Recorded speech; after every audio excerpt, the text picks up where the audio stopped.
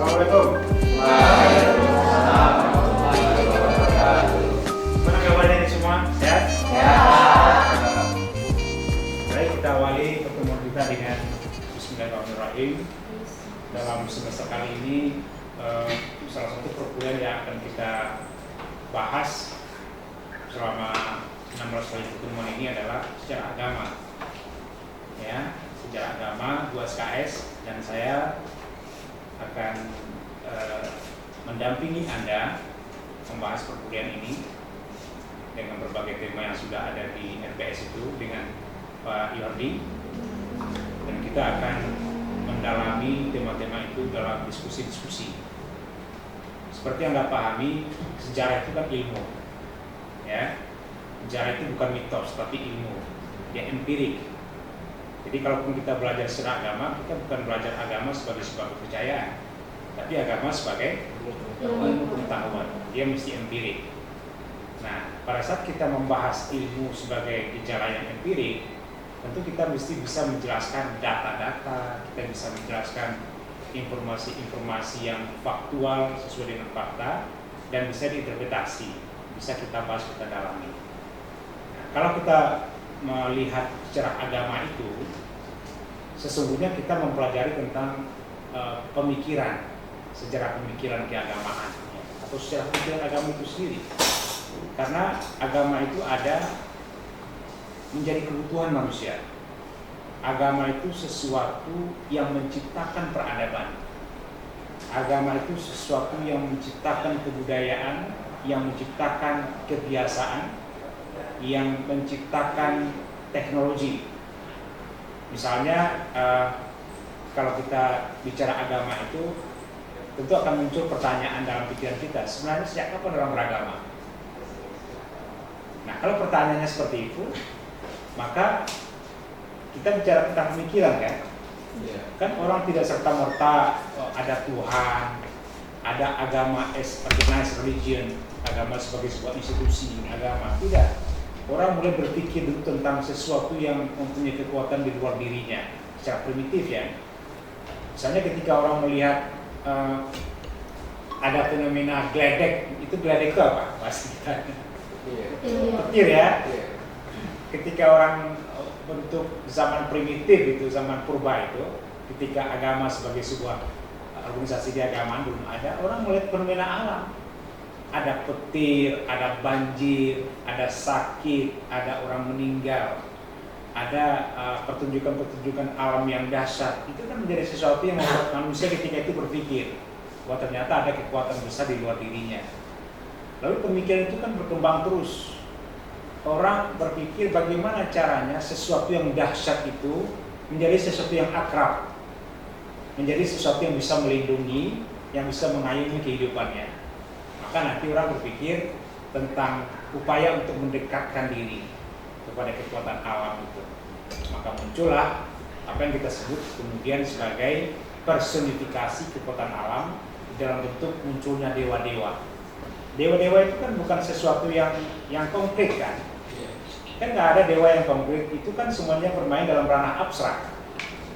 Ketika orang berpikir tentang dewa, sebenarnya orang berpikir tentang bagaimana cara mempersonifikasikan kekuatan alam ke dalam bentuk subjek dewa, gitu ya.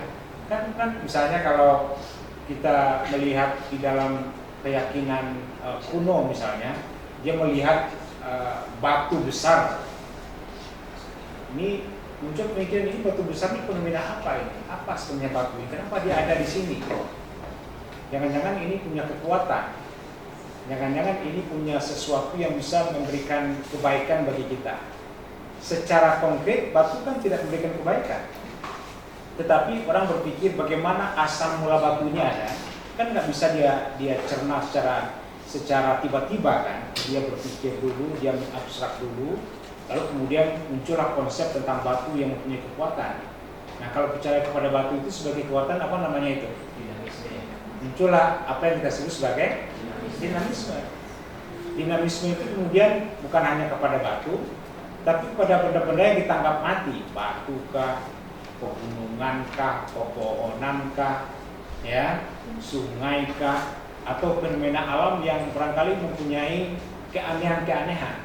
itu kemudian dianggap sebagai sesuatu yang mempunyai kekuatan, muncullah dinamisme. Nah, dinamisme itu kemudian menjadi kepercayaan yang sangat primitif, karena orang berpikir dinamisme itu kan tidak muncul begitu saja. Dia tidak muncul tiba-tiba, oh ini ada manusia terus ada keyakinan yang bersifat dinamisme, tidak. Ada proses munculnya dulu. Sama dengan kita bertanya, sejak kapan adanya manusia? Kalau kita mempertanyakan itu, sejak kapan adanya manusia? Jangan jawab Adam ya. Jangan jawab Adam. Kalau dijawab Adam itu kita masuk ke dalam ranah keimanan, ranah agama as organized religion, Islam katakan begitu. Karena itu merupakan bagian dari keimanan ya. Percaya kepada Nabi itu kan keimanan. Kita nggak bicara ke situ. Karena bicara iman itu tidak empirik. Jadi kalau ditanyakan sejak kapan adanya manusia, bukan pada Nabi Adam. Kita taruh persoalan Nabi Adam itu sebagai ranah imani, sementara kita bicara tentang ranah ilmu yang empirik. Kalau agama atau iman itu tidak masuk ranah empirik, itu ranah keyakinan namanya. Nah, kalau kita bertanya sejak kapan manusia itu ada nggak yang bisa menjelaskan? Sejak manusia berbudaya. Sejak manusia? Coba lompati ke belakang itu. Sejak kapan ada manusia? Manusia itu apa? Kalau kita mengambil apa definisi manusia itu kan makhluk yang berpikir ya, gitu ya. Kalau mengambil istilah yang sekarang sangat terkenal itu ada buku yang ditulis oleh siapa? Oleh Yuval Noah Harari, dia sebut sebagai sapiens. Bahwa kita ini adalah makhluk yang berpikir. Nah, pertanyaan kemudian adalah sejak kapan kita berpikir? Kalau memang manusia itu manusia makhluk yang berpikir, artinya sebelumnya kan nggak berpikir itu, ada prosesnya kan. Lalu ada masanya manusia kemudian punya pemikiran, dia berpikir. Sejak kapan kita bisa mendeteksi manusia itu berpikir? Sejak kapan kita meyakini, oh ini manusia sudah mulai berpikir ini, apa tandanya? Sejak ada hasil produk yang ditinggalkan oleh manusia. Ada yang dilakukan oleh manusia meninggalkan jejak yang kita temukan. Nah, kalau itu yang menjadi dasar kita bahwa manusia berpikir itu setelah adanya jejak yang ditinggalkan yang bisa kita temukan, maka penemuan yang paling tua itu adalah kapak batu itu. Yang sudah diuji karbon, ternyata usia kapak batu itu sesuai dengan uji karbon itu sekitar 1,4 juta tahun yang lalu. Lama nggak itu? Lama. 1,4 juta tahun. Bandingkan dengan keberadaan Adam. Kalau kata kitab suci, Adam itu usianya berapa dari Adam sampai sekarang sudah melintas waktu berapa lama? Kurang lebih 8.000 tahun. Itu belum begitu lama. Adam itu baru sekitar katakanlah 8.000 atau 9.000 tahun menurut kitab suci, karena itu kan ranah agama kan. Kata kitab suci sekitar, kalau kita maksimalkan 10.000 tahun, 10.000 tahun nggak ada bandingan apa-apa dihadapkan dengan 1,4 juta tahun. Nggak ada itu. 1,4 juta tahun versus 10.000, nggak ada apa-apanya 10.000 tahun. Artinya secara empirik orang sudah menemukan bahwa manusia berpikir, jejaknya itu sudah ditemukan semenjak 1,4 juta tahun yang lalu pada kapak batu itu.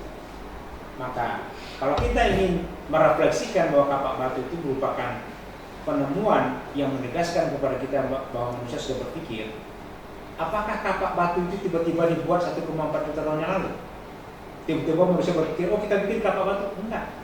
Di belakangnya itu ada ribuan tahun lagi, atau mungkin juta tahun lagi, sampai kepada proses dia berpikir tentang konsep kapak batu yang bisa digunakan untuk mereka bisa survive, untuk berburu, untuk sesuatu yang bermanfaat dan sebagainya. Saya kira ini yang menjadi pembahasan kita, bagaimana keyakinan awal di dalam perkembangan pemikiran manusia bahwa agama, kepercayaan kepada sesuatu itu sebenarnya adalah hasil olahan pemikiran terlebih dahulu. Ya, walaupun agama itu nanti akan berkembang, dia menjadi fenomena yang kemudian dianggap sebagai fenomena revelatif, ya, bahwa agama itu merupakan fenomena revelatif dan fenomena evolutif.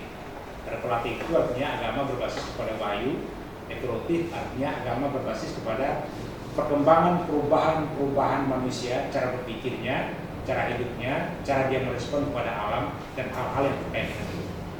Jadi ini pembahasan kita di dalam 1 semester ke depan yang akan kita lihat bagaimana manusia menciptakan keyakinannya dalam konsep evolutif tadi. Ini kemudian dirumuskan oleh para ilmuwan belakangan. Katakanlah sekarang kita mengenal Auguste Comte ya, yang memperkenalkan tentang tahap-tahap perkembangan pemikiran manusia. Dia mengatakan bahwa tahap yang paling primitif itu dia sebut sebagai theology stage. Yang kedua dia katakan sebagai metaphysics stage. Yang ketiga positivity stage. Percayaan kepada Tuhan, tahap percaya kepada Tuhan itu dianggap primitif itu. Kata Auguste Comte, percaya kepada Tuhan itu dianggap primitif, yang paling purba itu. Kemudian yang kedua metafisik, nah, itu udah berbagi itu. Ada keyakinan kepada Tuhan, berbagi dengan keyakinan dan kekuatan ada pada alam. Ya. Yang ketiga positive stage, itu nggak ada lagi alam Tuhan udah selesai.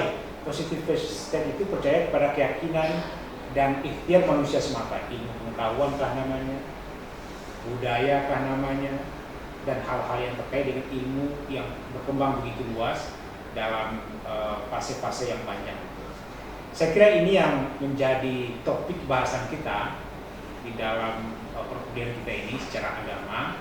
Sekali lagi saya tegaskan kepada Anda, kita bicara secara agama bukan bicara agama sebagai doktrin, bukan agama sebagai doktrin, tetapi agama sebagai objek kajian keilmuan yang empirik. Kalaupun kita nanti bicara tentang doktrin, tapi bukan mendalami doktrin agama ini begini, bagaimana konsekuensinya, tidak, tapi doktrinnya mesti kita kenal. Bagaimana doktrin itu membentuk pemikiran? Ya, doktrin keagamaan itu membentuk pemikiran. Ya, misalnya bagaimana doktrin Hindu membentuk pemikiran Hindu. Orang-orang Hindu itu dia punya ciri khas tersendiri dalam berpikir, di dalam memandang kehidupan duniawinya dan sebagainya. Jadi ini pembahasan kita di dalam pertemuan kita ke depan. Di dalam RPS Anda bisa baca, ada referensi yang mesti Anda baca. Oleh karena itu, supaya kita bisa interaktif dalam diskusi-diskusi kita, saya minta Anda membaca ya.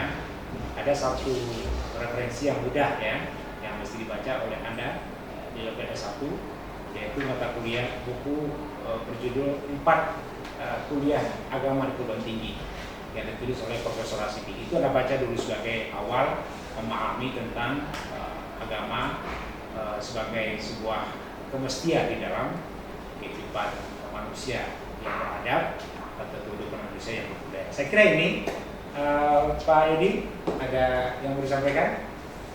Cukup? Saya kira demikian. Ada pertanyaan dari Anda? Ada pertanyaan? Cukup? Oke, nanti Anda lanjutkan diskusi-diskusi ini, ada presentasi, ada pembahasan pada topik-topik yang sudah disampaikan di atas. Saya kira demikian. Silakan Anda lanjutkan dengan diskusi dengan referensi-referensi yang sudah ada itu. Tidak boleh diskusi debat kusir. Diskusi itu mesti berpijak kepada literatur, pada buku yang ada. Terima kasih. Saya cukup sekian dulu. Assalamualaikum warahmatullahi wabarakatuh. Waalaikumsalam warahmatullahi wabarakatuh.